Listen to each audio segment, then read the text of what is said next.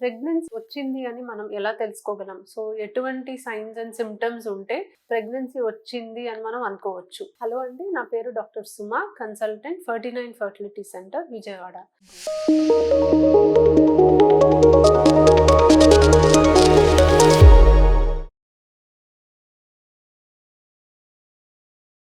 So, first and foremost మీకు రెగ్యులర్‌గా periods వచ్చేటట్టయితే, period రావాల్సిన టైంకి రాకుండా మిస్ అయితే మనం ఫస్ట్ ప్రెగ్నెన్సీ ఉందా లేదా అనేది మనం కన్ఫర్మ్ చేసుకోవాలి. సో, మిస్డ్ పీరియడ్ అంటే పీరియడ్ టైంకి రావాల్సింది రాలేదు, లేట్ అయింది అన్నప్పుడు మనం ఫస్ట్ సైన్ అని అనుకోవచ్చు.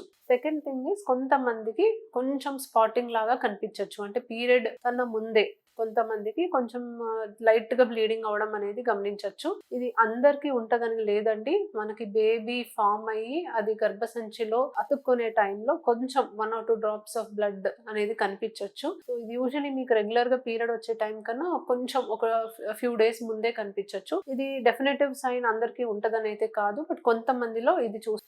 దీన్ని ఇంప్లాంటేషన్ బ్లీడింగ్ అని అంటాము. మూడోది కొన్ని బ్రెస్ట్ సైన్స్ అండ్ సిమ్టమ్స్ చూస్తాం. సో, బ్రెస్ట్ మీకు కొంచెము ఏదైనా తగిలితే కొంచెం నొప్పిగా ఉండడం, లేదా హెవీగా అనిపించటం, నిపిల్స్ దగ్గర ఇంకొంచెం డార్క్‌గా అవ్వడం, బ్లాక్ కలర్‌గా అవ్వడం అనేది మనం గమనించొచ్చు. మూడోది కొంతమందికి ఎక్కువ సార్లు యూరిన్‌కెళ్ళాలని అనిపిస్తూ ఉంటదండి. సో, ఎక్కువ సార్లు యూరిన్‌కెళ్ళాలని అనిపించడం కూడా one of the science of pregnancy అని మనం అనుకోవచ్చు. దెన్ కొన్ని కొన్ని సార్లు మనకి స్మెల్స్ పడవు. అండ్ మనకి కొన్ని కొన్ని ఫుడ్ తినాలనిపిస్తూ ఉంటది. కొంతమందికైతే అసల ఫుడ్ అనేది చూస్తే గూడా వాళ్ళకి అవర్షన్ లాగా వస్తూ ఉంటుంది. అండ్ కొంచెం చేదుగా టేస్ట్ అనేది మీరు నోట్లో మీరు గమనించుకోవచ్చు. సో, ఇలాంటి సిమ్టమ్స్ కూడా మనం ప్రెగ్నెన్సీలో గమనిస్తూ ఉంటాము. అండ్ బాగా అలసటగా ఉంటది కొంతమందికి. అండ్ ఎక్కువ నిద్రపోవాలనిపిస్తూ ఉంటది. సో, ఇవన్నీ కూడా సబ్జెక్టివ్ సిమ్టమ్స్ అండి. ఖచ్చితంగా ఈ సిమ్టమ్స్ అందరిలో ఉంటది అని కాదు.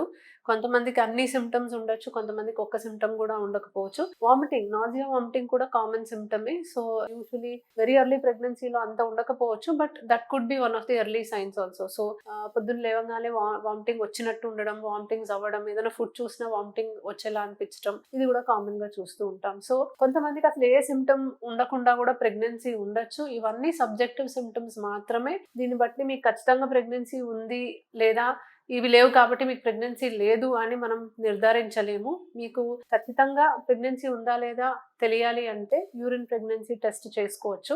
సో, ఎర్లీయెస్ట్ మనకు యాక్చువల్లీ సీరం బీటా హెచ్‌సీజీ, కానీ అది బ్లడ్ టెస్ట్, ఇన్వేసివ్ కాబట్టి ఫస్ట్ యూరిన్ ప్రెగ్నెన్సీ టెస్ట్ చేసుకోమని చెప్తాము. సో, మీకు పీరియడ్ మిస్ అయిన రోజే మీరు ప్రెగ్నెన్సీ టెస్ట్ చేస్తే ఒకవేళ ప్రెగ్నెన్సీ ఉంటే యూజువల్లీ పాజిటివ్ వస్తది.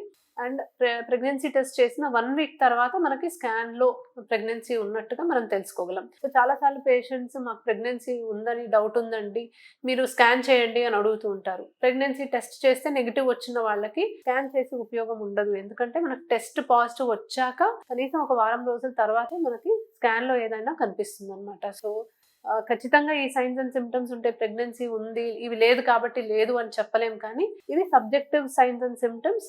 ఎప్పుడైనా కూడా ప్రెగ్నెన్సీ టెస్ట్‌తోనే మనం కన్ఫర్మ్ చేయాలి. Thank you.